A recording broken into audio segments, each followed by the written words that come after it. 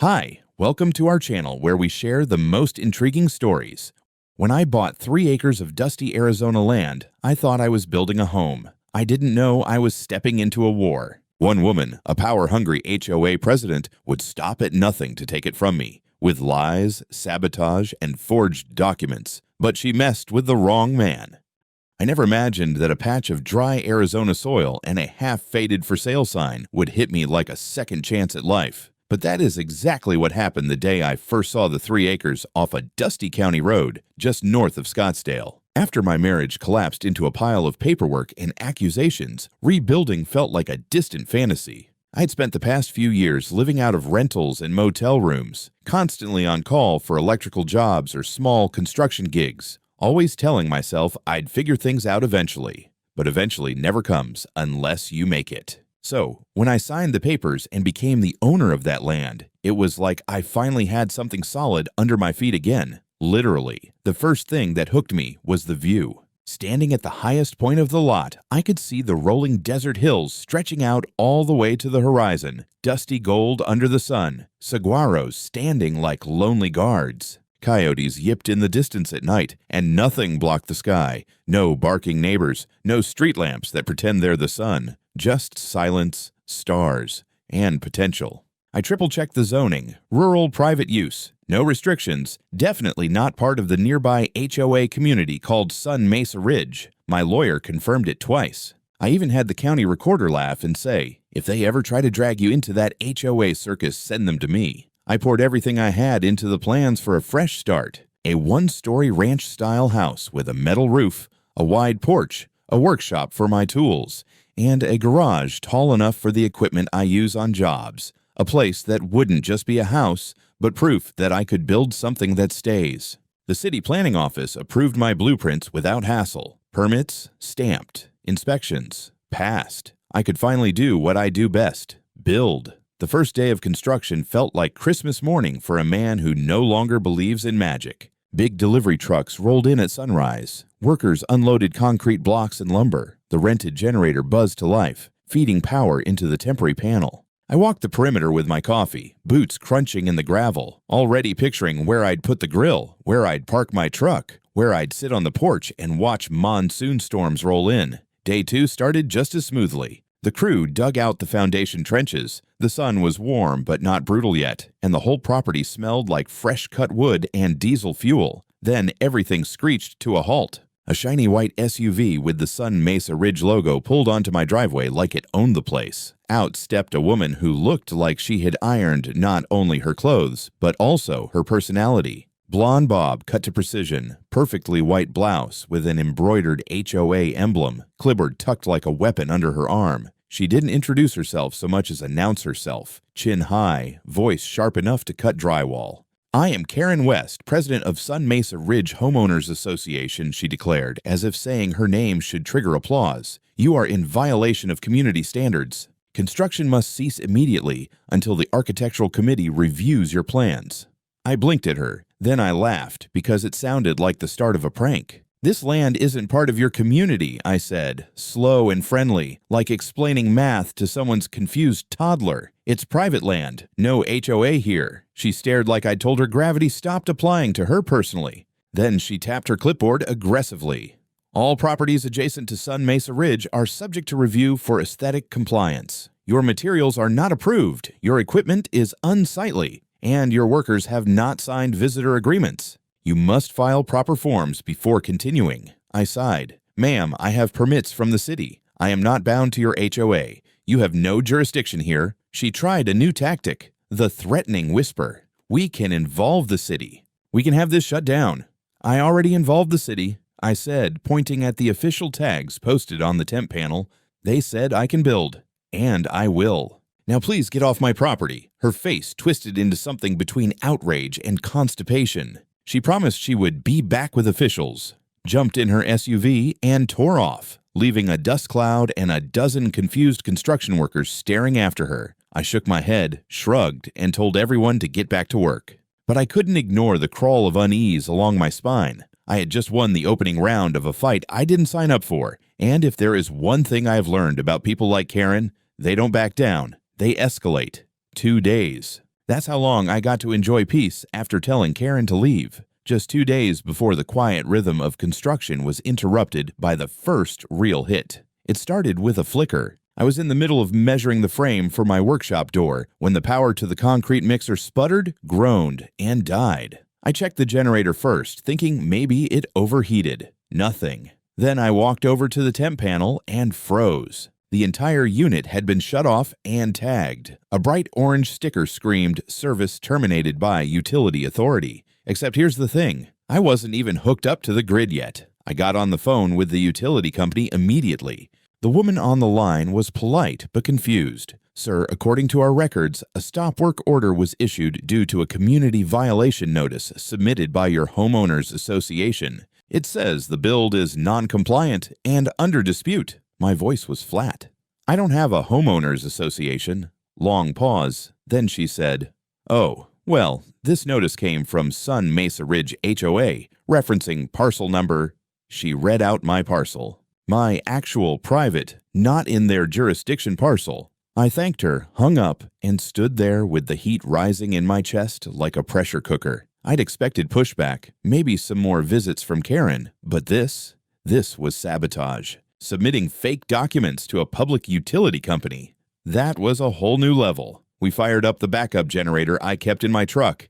Thank God I'm not the kind of contractor who ever shows up unprepared, and got back to work. But that was the first sign that this was going to be more than just some entitled neighbor drama. Karen was playing dirty, and she was just getting started. The next morning, right as we started pouring the foundation footers, a car pulled up again. Not Karen this time. A city vehicle. A tall guy in a wrinkled blue shirt stepped out, badge clipped to his belt, holding a clipboard. "Noise complaint," he said simply. "Got a report of illegal construction noise at 7:15 a.m. I stared at him. "We started at 8. I've got time-stamped surveillance footage if you need it." He blinked. "Really?" I nodded, pulled out my phone, showed him the security feed I'd started logging after Karen's visit. He watched a few seconds, nodded slowly, and said, "Mind if I walk around?" I let him, mostly because I wanted him to see for himself how legitimate everything was. He inspected the site, checked the permits I had posted, and even complimented the quality of the trench work. "Honestly," he said, "this looks better than most sites I inspect. You're clean." I'll log the call, but there's no violation here. As he got back in his car, I asked, "Did the complaint list a name?" He hesitated. "Anonymous. But the number on the form traces back to Sun Mesa Ridge HOA. I just smiled and nodded. Not surprised. That afternoon, a second city official showed up, this time an inspector from the Environmental Management Office. "We received a report of chemical dumping," she said, tight-lipped and already holding a form. She was looking for oil leaks, hazardous waste, improper disposal of building materials. I gave her full access. She found nothing, not even an open paint can. Just lumber, tools, and a crew getting sick of being interrupted. She left with an apology and a copy of my permit, which I handed over gladly. As she pulled out, I caught her talking into her radio. False report again. Looks like more HOA harassment. By day's end, we'd had 3 different disruptions, all clearly coordinated. I told my crew to head home early, not because I was giving up, but because I needed time to think. I dug out every single document I'd saved when buying this land. Parcel maps, deed, zoning classification, recorded easements, or rather, the lack of them. Everything was clean, not even a shared driveway. Still, something wasn't adding up. Someone somehow was convincing city officials to treat this as HOA property. So, I drove to the Maricopa County Recorder's office the next morning and requested the parcel's full history, every filing, every claim, every plat overlay for the last 15 years. The clerk, a kind man named Daniel, took one look at the flagged record and whistled. "Wow, somebody filed a zoning overlay request on this parcel just last month." My eyebrows shot up. Filed by who? Sun Mesa Ridge HOA. I could feel the blood rushing in my ears. On what grounds? He tapped the screen and frowned. They referenced a provision for voluntary annexation through boundary adjustment, but there's no signed consent from the owner. Just a digital form. "Can I see it?" He printed it. At the bottom, in fake blocky signature font, was my name. A signature I never gave, on a document I never saw. "That's a felony," I said flatly. Daniel nodded slowly. I'd recommend talking to an attorney. No shit. By the end of the day, I had scanned copies of every fake filing, my actual deeds, zoning confirmations, and a full packet ready for my lawyer. I emailed him everything and made an appointment for the morning. On my way back, I passed the Sun Mesa Ridge sign and saw Karen out walking a little white dog, wearing a tracksuit and sunglasses the size of salad plates. She waved, the kind of wave that says, "I'm winning." I didn't wave back.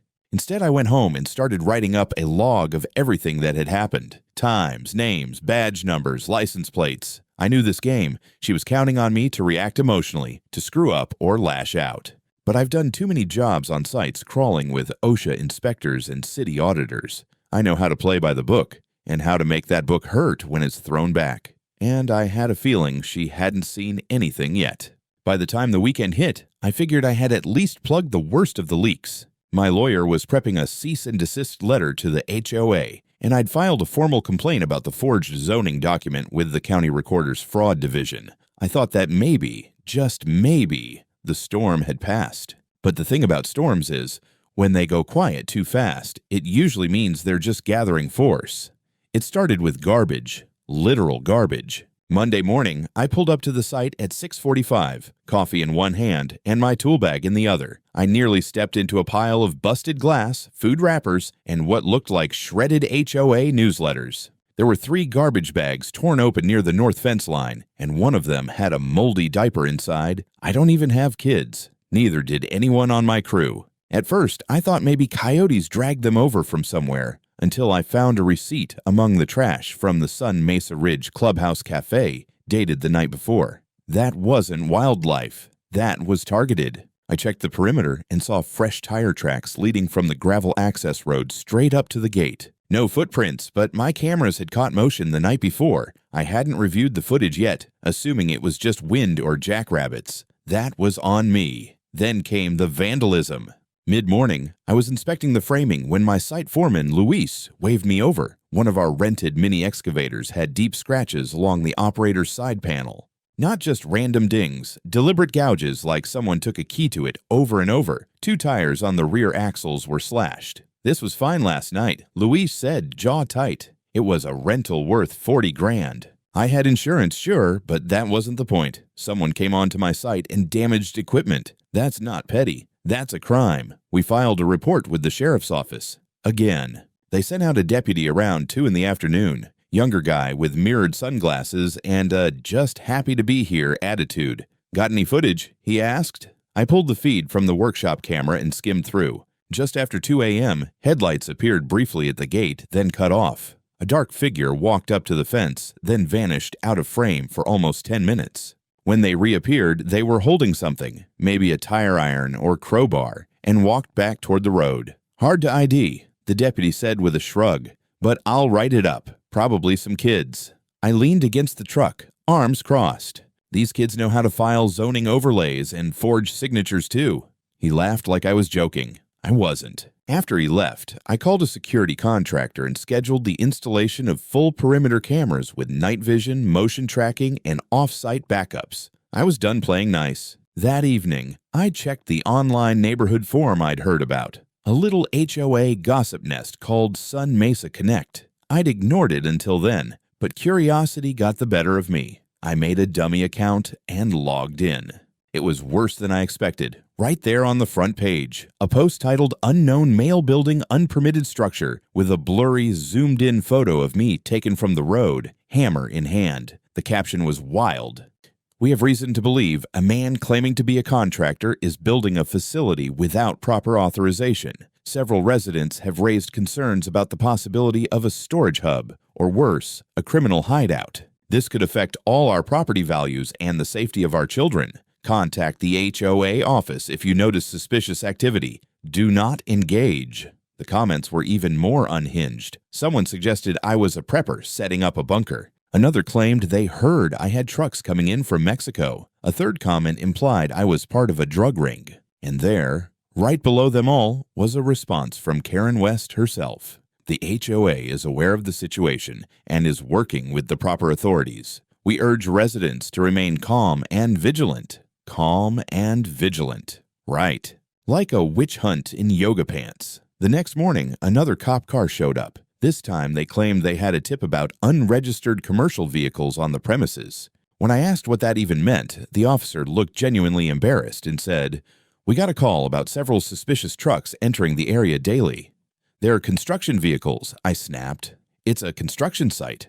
He nodded. "I can see that. Just following up on the call, sir." I showed him the rental contracts, license plates, permits again. He left without incident, but it was clear what was happening. Karen and her flying monkeys were weaponizing the entire neighborhood. By now, my crew was starting to get spooked. I had to sit everyone down and assure them we were within our legal rights and that the harassment was being handled. I hated that they were getting caught in this mess. Most of them just wanted a paycheck and a clean job, not a small-town turf war. Later that night, I got a knock on the door. Not at the job site. At my rental home 20 minutes away. It was one of my subcontractors, Julio. He looked rattled, said he'd been followed after work by a gray SUV, same make and model as Karen's, all the way to the highway. When he pulled off at a gas station, the SUV parked across from him, waited until he left, then pulled in behind him again a mile later. He finally lost them in traffic. I didn't say it aloud, but I had a sinking feeling we were being watched on and off site. That's when I called my attorney and told him we needed to escalate, officially. He agreed and began drafting a temporary injunction to prevent the HOA or any of its officers from contacting me, interfering with the property, or initiating complaints without legal cause. I also contacted a private investigator. If they wanted to play games, I was going to put a spotlight on every rule they bent and every law they broke, starting with whatever documents they were using to justify their fake claims. The war wasn't over, but the ground was shifting. By Thursday morning, the job site looked more like a tactical base than a construction zone. Perimeter cameras were up, motion sensors active, and I had installed floodlights with high-angle coverage around the workshop. Everything was backed up to a secure cloud server. I even mounted a discreet trail cam in a cactus near the eastern fence line, just in case someone decided to take the scenic route onto my property. And I wasn't done. While the crew worked the frame and started prepping for the roof trusses, I drove down to the Maricopa County Zoning and Development Office. This time, I wanted physical copies, certified ones, of every single document ever filed related to my parcel. The clerk gave me a manila folder an inch thick, complete with date stamps, surveys, zoning history, and submitted changes. I flipped through every sheet at a nearby desk until I hit the jackpot, or rather, the landmine. Filed 3 weeks ago, in Karen West's name as acting agent of Sun Mesa Ridge HOA, was a zoning amendment request to reclassify my land as part of a shared buffer zone intended for architectural cohesion between communities. Sounded official. Looked legal, but it was neither. Attached to the request was an annexation consent form, signed by me, except it wasn't. The signature was blocky, printed off-center. The notary stamp was blurred, suspiciously generic. And the listed notary's name, a guy who had died in 2017. Yeah, I took the packet straight to my attorney. By noon, we had filed 2 motions, one to challenge and void the zoning amendment based on fraudulent documentation, and a second for a temporary restraining order against Sun Mesa Ridge HOA, naming Karen personally. We also submitted a formal complaint to the Arizona State Board of Notary Publics and attached the forged document as evidence. The goal wasn't just to defend, it was to go on the offensive. That night, Karen made her next move. At exactly 1:42 a.m., 2 men in reflective vests drove a black utility van up to the front gate, snipped the chain, rolled inside, and parked by the electrical panel. My workshop camera caught everything. One of them planted a big red sticker on the main panel, "Condemned, structure under investigation." Then they chained the gate shut again from the inside. What they didn't know was that the same camera caught a third person arriving shortly after in a separate vehicle. Karen herself, stepping out in jeans and a windbreaker, bolt cutters in hand. She handed something to one of the men, gestured dramatically toward the structure, and walked around shining a flashlight like she was a crime scene investigator. They didn't realize the cameras were infrared, with clear audio. By 6 a.m., I had already downloaded the footage, time-stamped it, and sent copies to my lawyer, the county sheriff's office, and the local news desk I'd been quietly feeding since this started. At 7:30, I drove to the site. A condemned sticker flapped in the breeze, slapped across my breaker box. Chains were wrapped around my main gate, padlocked from the inside. I took photos, called the sheriff, and waited. The responding deputy was someone new. She took one look at the sticker and said, "This isn't official." Then she walked up, snapped pictures of the seal, and radioed in for confirmation. 10 minutes later, she turned to me and said, "There's no county record of this condemnation, and your site has no open violations." "I know," I said. "Check this out." I showed her the footage on my phone. Karen, in full HD, trespassing, vandalizing, and directing what was essentially a fake government inspection. The deputy's eyebrows nearly climbed off her face.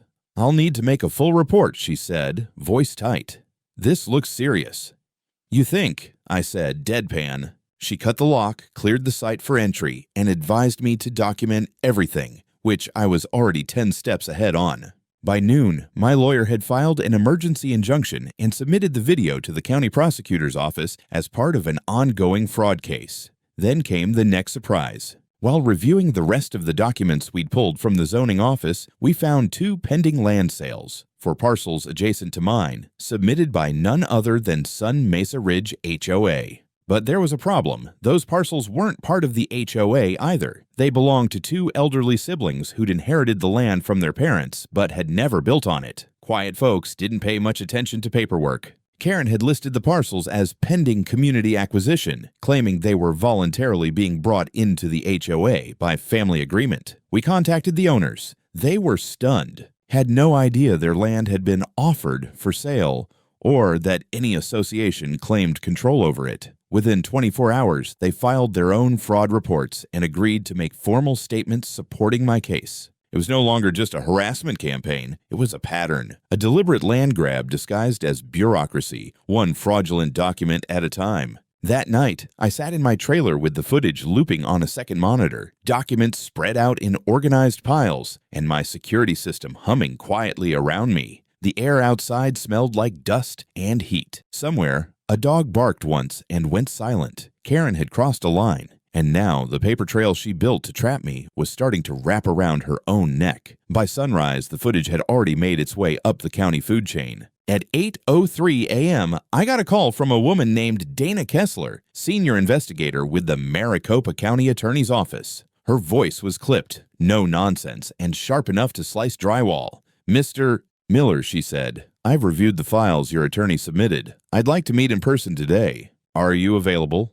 "I've got nothing but time, Dana." She met me in a conference room on the 4th floor of the county complex, a binder already open in front of her. Inside, freeze frames of Karen cutting the power, the phony condemnation sticker, the fraudulent annexation forms, and the zoning amendment request, all marked, indexed, and flagged with yellow tabs. "We've been watching Sun Mesa Ridge for a while," Dana said. "But this is a gift. You just lit the fuse." Apparently, Karen and her board had a long trail of gray zone behavior. Minor fines here, shady contractor payments there, but nothing ever stuck. Complaints got buried, mysteriously vanished, or were resolved internally. But now, between the doctored documents, the impersonation of government authority, and trespassing, it was enough to initiate a formal inquiry. A real one. By 11 a.m., Dana had dispatched 2 process servers to Sun Mesa Ridge's clubhouse with subpoenas. Another 2 went to the planning office to pull communication logs and staff access records.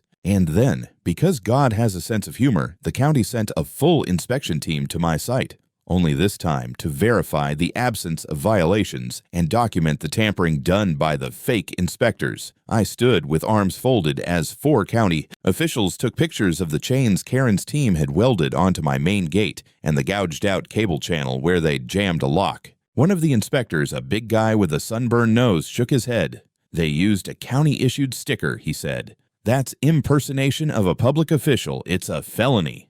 "Yeah," I said.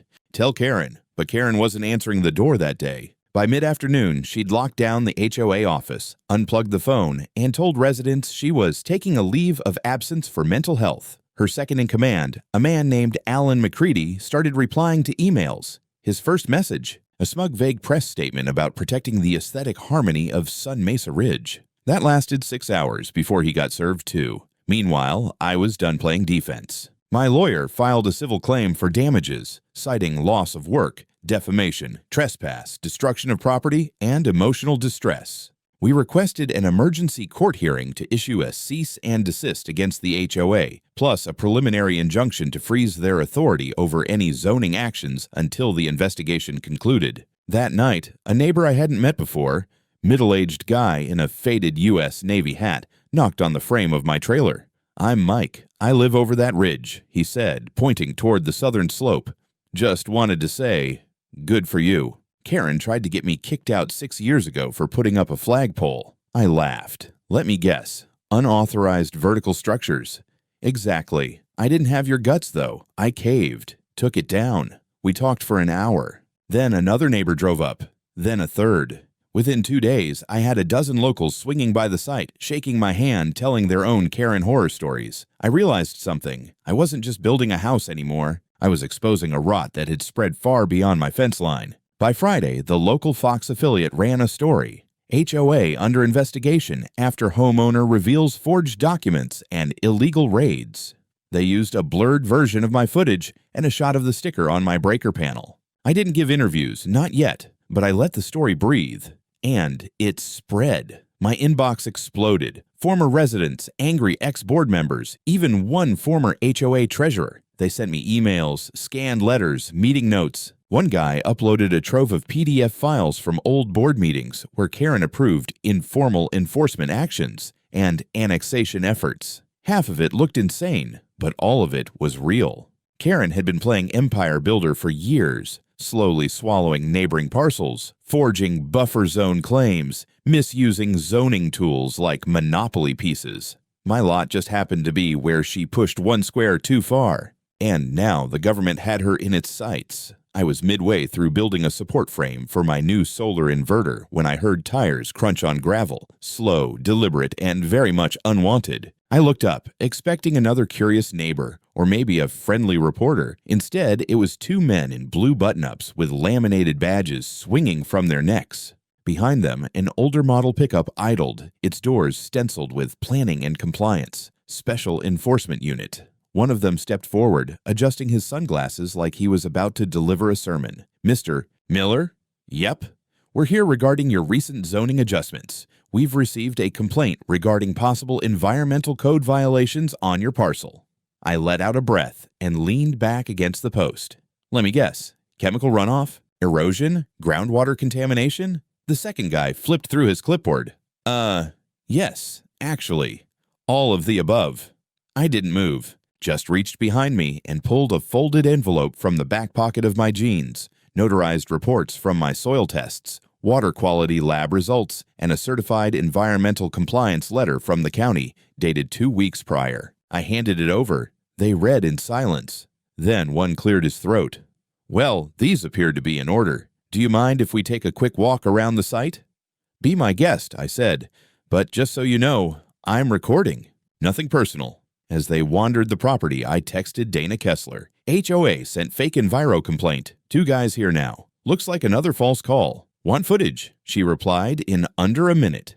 "Absolutely. Get badge numbers if possible." After 20 minutes and a whole lot of nothing, the men left, but not before I got them both on camera admitting there was no active violation. Dana filed their visit as evidence of ongoing harassment through misused regulatory channels. Meanwhile, things inside Sun Mesa Ridge were boiling over. Residents began holding impromptu meetings, not at the HOA office, which was now padlocked, but in living rooms, driveways, even a church hall. Word got out that Karen had been operating the HOA budget through a private account. Alan, her vice president, had been signing off on expenditures for community enhancement projects that included a $4,000 espresso machine and a membership at a private golf club. And the best part? Karen had been using HOA funds to pay a local contractor, not for community landscaping, but for surveillance work, hidden cameras aimed at my parcel. One neighbor found a motion-activated unit nailed to a Palo Verde tree at the border of his lot, pointed directly at my driveway. It didn't take long for someone to call the sheriff. Deputies swept through the HOA office with a warrant the next day. I heard about it from Mike, the Navy vet, who texted me a blurry photo of deputies carrying out boxes marked Financials 2022 and Member Files. That same afternoon, the county clerk officially froze Sun Mesa Ridge's legal ability to issue fines, enforce covenants, or process new member dues. Karen vanished. Nobody had seen her in days. Her car sat idle in her driveway, a thin layer of dust gathering on the windshield. Some residents speculated she'd skipped town. Others swore they saw her jogging at night, hoodie up, avoiding contact. As for me, I took a new approach. I had a metal sign custom-made. Private property, not part of any HO. Trespassers will be prosecuted, and mounted it on a 10-foot post at the entrance. Below it, I added a trail cam, motion-activated HD with night vision, and then I installed 3 more around the perimeter. No more surprises, but just when I thought Karen had finally slithered away, a certified letter arrived. Inside, a cease and desist order, not from the HOA, but from a third-party law firm, claiming I had defamed their client, Karen West, and incited public unrest that endangered her personal safety. They demanded I take down all recordings, remove any signage referencing the HOA, and cease all communication with current or former Sun Mesa Ridge members. I laughed so hard I choked on my coffee. My lawyer sent them a reply in 30 minutes flat. It included a full timeline of events, documentation of their client's felonies, and a warning. Any further attempt to intimidate our client will result in additional civil action. Please direct all future correspondence to the county prosecutor's office. And with that, the 6th wave passed, but I could feel the next one building already. It didn't take long after the sheriff's sweep of the HOA office for everything to snowball. Reporters started calling. Local news vans idled outside Sun Mesa Ridge like vultures circling a downed cow. My neighbor Mike sent me a link. Headline read, HOA under investigation for forgery, harassment, and embezzlement. I was mentioned by name, but Karen wasn't hiding anymore. She came back swinging, literally. One morning, I found my front gate sealed shut with a giant red sticker. Do not enter, subject to county order. Except the order number was fake. The seal was fake. And the padlock, brand new. I pulled out my grinder, cut it open, and walked straight to the sheriff's substation with the footage. An hour later, a deputy showed up with a real warrant, this time to seize HOA files from Karen's house. They knocked, no answer. Then boom, a side door opened and Karen came out screaming that she was being targeted by domestic terrorists. She was cuffed before she could finish the sentence. I stood behind my mailbox and sipped my coffee while they walked her to the cruiser. Inside her home, deputies found a lot. Pre-filled HOA violation slips with my name on them, maps showing fake expanded HOA boundaries, and a flash drive labeled building freeze plans. It had correspondence between her and a corrupt inspector, including payment records. The county prosecutor called me that evening. Mr. Miller, we're opening a formal case. We'd like to request full copies of your video footage, including timestamps and device logs. We'll subpoena the inspector separately. Finally, it was real. It wasn't just me fighting shadows. I didn't celebrate. I sent the files, updated my trail cams, and installed motion sensor lights. There was still cleanup ahead, but I knew one thing. Karen had finally stepped on the wrong man's land. The court hearing took place exactly 67 days after Karen was cuffed on her own driveway. The media dubbed it the HOA Harpy case. I didn't come for the nickname. I came for closure. Inside the Maricopa County courtroom, Karen looked nothing like the storm in heels I remembered. She was in a beige suit, hair pulled back so tight it looked painful, flanked by 2 lawyers who looked like they were already regretting their fees. The judge, a silver-haired woman with no patience for theatrics, opened with the HOA's forged documents. My footage played on the screen. There was Karen cutting the lock. There she was, shoving a sticker on my gate. There was her HOA van parked on my property line like it owned the dirt. Then came the emails, scanned, printed, verified, payments to inspectors, backdated violation slips. A memo titled "Make Him Quit." Her lawyers tried to blame internal miscommunication. The judge raised an eyebrow so high it could have broken glass. I testified with receipts, literally, county zoning approvals, building permits, deed history, a notarized affidavit from my land surveyor. By the time I finished, even the bailiff looked impressed. Karen didn't speak a word. In the end, the judge's ruling was brutal and beautiful. Karen was found guilty on 6 counts: criminal trespass, falsification of public records, harassment, obstruction, conspiracy, and fraud. She was sentenced to 2 years probation, 500 hours of community service, and banned from holding any HOA position for life. But that wasn't all. The HOA itself was dissolved. The judge called it a rogue body masquerading as governance. A special master was appointed to return any improperly collected fines to residents. I was awarded damages, $480,000 for legal costs, property damage, emotional distress, and the delay to my construction. Karen was liable for most of it. I walked out of court lighter than I'd felt in years. 2 months later, my house was finished, clean, strong, and finally mine in peace. On the front gate, I mounted a new sign, just a little brass plate, simple and direct, private property, not part of any HOA. Trespassers will be prosecuted. Below that, etched smaller, just ask Karen.